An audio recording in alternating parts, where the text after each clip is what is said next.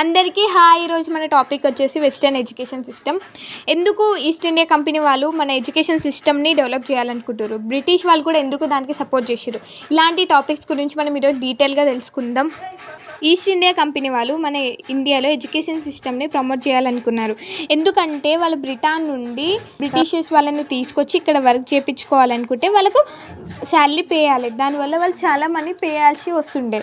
అదే మన ఇండియన్స్కి అయితే తక్కువ శాలరీ ఇవ్వచ్చు, వాళ్ళు వర్క్ చేసి పెడతారు కదా. అందుకని క్లర్క్ పొజిషన్లో మన ఇండియన్స్ని వాళ్ళు తీసుకోవాలనుకొని మన ఇండియన్స్కి ఎడ్యుకేషన్ ప్రొవైడ్ చేయాలనుకుంటున్నారు. ఇంకొక రీజన్ ఏంటంటే బ్రిటిష్ వాళ్ళకు మన ఎడ్యుకేటెడ్ ఇండియన్స్ వాళ్ళు లాయలిస్ట్గా వర్క్ చేయాలంటే బ్రిటిష్ వాళ్ళు ఏం చేసినా కరెక్టే అన్నట్టు సపోర్ట్ చేసేటట్టు వాళ్ళకు ఉండాలని చెప్పేసి ఎడ్యుకేషన్ సిస్టమ్ని ప్రమోట్ చేయాలనుకుంటారు. ఇంకొకటి ఏంటంటే బ్రిటిష్ వాళ్ళకు ఎన్లైటెడ్ ఇండియన్స్ కావాలి. ఇంకొక రీజన్ ఏంటంటే క్రిస్టియన్ మిషనరీస్ ప్రమోట్ చేయడానికి. ఇవన్నీ తర్వాత వచ్చిన రీజన్స్. ముందు వచ్చిన రీజన్స్ వేరే ఉండే. అవేంటివంటే 1726 ఈస్ట్ ఇండియా కంపెనీ వాళ్ళు మేయర్ కోర్ట్స్ని ఎస్టాబ్లిష్ చేసిరే. ఎక్కడెక్కడ అంటే మద్రాస్, ముంబై అండ్ కోల్కత్తా. తర్వాత 1773 సుప్రీం కోర్ట్స్ని కూడా వాళ్ళు ఎస్టాబ్లిష్ చేసిరు కోల్కత్తాలో 1773. ఈ జ్యుడిషియల్ సిస్టమ్కి హెల్ప్ చేయడానికి వాళ్ళకి ఇండియన్స్ అనేది కావాలి. ఎందుకంటే బ్రిటిష్ వాళ్ళని బ్రిటన్ నుండి తీసుకొని వస్తే వాళ్ళకు శాలరీ అనేది పే చేయాలి, అప్పుడు వాళ్ళే లాస్ అవుతాయి కదా. అదే ఇండియన్స్ అయితే కొంచెం ఇక్కడ జ్యుడిషియల్ సిస్టమ్ని బ్యాలెన్స్గా కంట్రోల్ చేయడానికి ఉంటారని.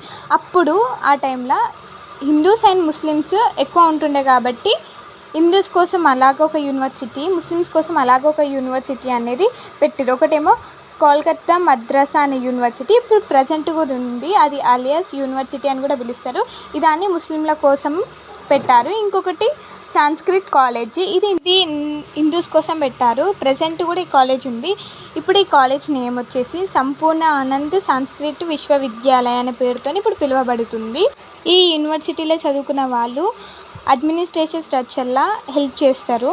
కోల్కత్తా మద్రాసా అనే కాలేజీ 1781 స్థాపించబడింది అండ్ సంస్కృత్ కాలేజీ 1791 ఎస్టాబ్లిష్ అయింది. అండ్ ఇంకొకటి ఏంటంటే వెల్లసి ఫోర్ట్ విలియం కాలేజీ 1800 ఎస్టాబ్లిష్ చేసింది. ఇది ఎందుకంటే సివిల్ సర్వెంట్స్కి ట్రైనింగ్ ఇవ్వడానికి.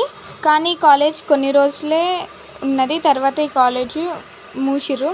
ఎందుకంటే అప్పుడు బ్రిటిష్ వాళ్ళకు ఈ కాలేజ్ ఇట్లా నడిపేయడం నచ్చలేదు. 1813 చార్టర్ యాక్ట్ ద్వారా 1 lakh రూపీ కన్నా ఎక్కువనే ఫండ్ అనేది ఎడ్యుకేషన్ సిస్టమ్కి ఖర్చు పెట్టాలని చెప్పేసి ఈస్ట్ ఇండియా కంపెనీ అనేది ప్రొవైడ్ చేస్తుంది. ఈ ఫండ్ ఎలా ఖర్చు పెట్టాలని చెప్పేసి కంపెనీ అపాయింట్ చేసేది ఒక కమిటీని. అది పబ్లిక్ ఇన్స్ట్రక్షన్ బట్టి, పబ్లిక్ సజెషన్స్ బట్టి ఫండ్ అనేది మనం ఖర్చు పెడతామని చెప్పేసి కమిటీ 2 గ్రూప్స్గా డివైడ్ అయింది. First one orientalist and second ఆంగ్లిస్టిక్.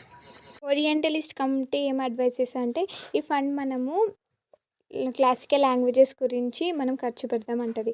ఆంగ్లిస్టిక్ ఏం అడ్వైస్ చేస్తుందంటే ఈ ఫండ్ మనం ఇంగ్లీష్ ఎడ్యుకేషన్కి అండ్ మోడర్న్ ఎడ్యుకేషన్కి ఈ ఫండ్ మనం ఖర్చు పెడతామని చెప్పేసి ఇది అడ్వైస్ చేస్తుంది. అప్పుడు మ్యాకులే ప్రెసిడెంట్గా ఉంటుండే ఈ కంపెనీ 1834. కొంతమంది మన ఇండియన్ ఇంటలెక్చువల్స్ కూడా లైక్ రామ్మోహన్ రాయ్ లాంటి వాళ్ళు కూడా ఇంగ్లీష్ ఎడ్యుకేషన్ని ప్రమోట్ చేయని అని అంటారు.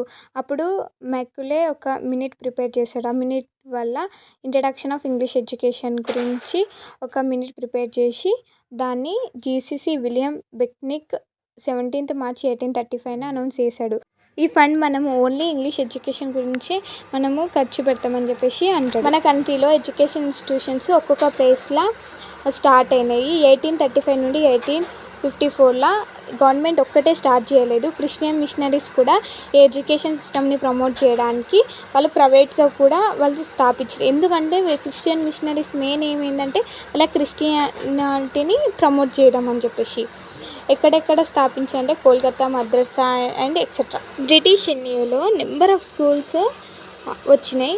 తర్వాత వచ్చేసి 1854లో 1474 ఎడ్యుకేషన్ ఇన్స్టిట్యూషన్స్ అనేటివి ఉండే. 67,589 స్టూడెంట్స్ ఈ ఇన్స్టిట్యూషన్లో చదువుకునేవారు. చార్లెస్ టైంలో ఒక కమిటీ అనేది ఫామ్ చేశారు. ఆ కమిటీకి సార్ చార్లెస్ వుడ్ చైర్పర్సన్గా ఉండేవాళ్ళు. ఈ కమిటీ ఎడ్యుకేషన్ సిస్టమ్ని ఎలా ప్రమోట్ చేయాలి, ఇంకా ఏమేమి చేంజెస్ తీసుకురావాలి అని చెప్పేసి ఈ కమిటీ కొన్ని రికమెండ్ చేసింది. అవి ఏంటివంటే the establishment of university at Mumbai, Kolkata, మద్రాసా on the modern of London university. Second one, creating a separate department for education in every provisions. Third one, to set up the teachers training institutions. Fourth, teaching in vernacular languages up to elementary educations and etc. All those recommendations are adopted by the British. First, universities are set up at Kolkata, Mumbai and Madras in 1857. Second, Department of Education headed by the Director of Public Instructions are set up in all provisions. A Director General of Education for entire country was also appointed.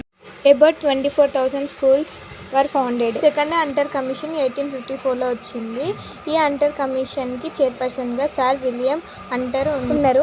1854లో dollars టైంలో ఒక committee form అయింది. ఆ కమిటీకి chairperson Woods dispatch 1854లో ఆ కమిటీకి చైర్పర్సన్గా ఉండే కదా, ఆ పాలసీకి రివ్యూగా అంటర్ కమిషన్ అనేది వచ్చింది. ఆ సార్ విలియం అంటారు రిపోర్ట్ ప్రిపేర్ చేసి ఆ రిపోర్ట్ 1854లో సబ్మిట్ చేసారు.